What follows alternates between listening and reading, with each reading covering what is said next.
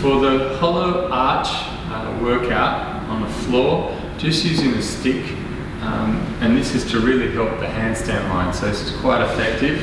So you've got your base versions of it where you're just straight, flat, laid out.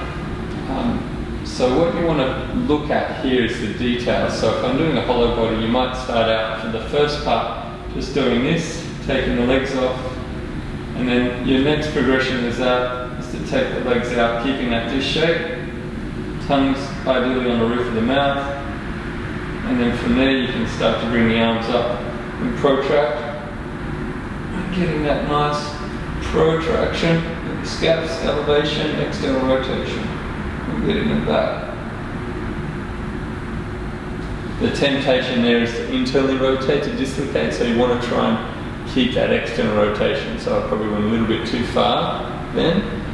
So do that 30 seconds, get a hold up, and then the floor one here, you're staying on that side for another 30, and just trying to get that nice tall handstand line, protract, elevate, externally rotate, and then pull the ribs in as well.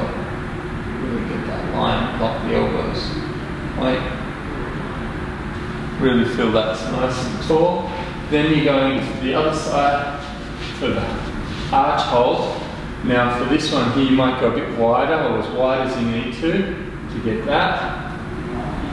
That's quite heavy, you might even go here or here.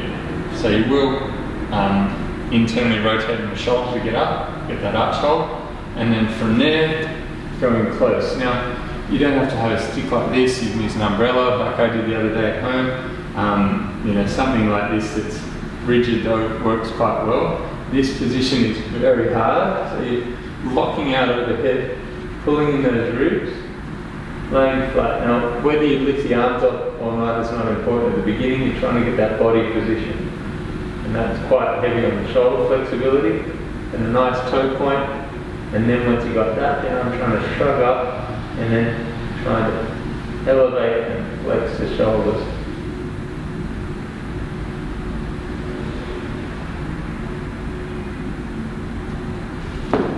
Which is quite heavy through the traps.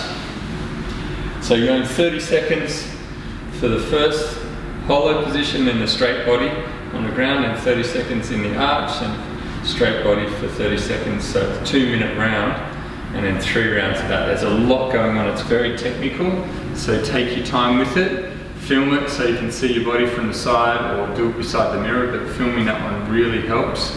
I thought I was doing things that I wasn't. When I had a look at the video, I was like, oh geez, I've got to keep working on that.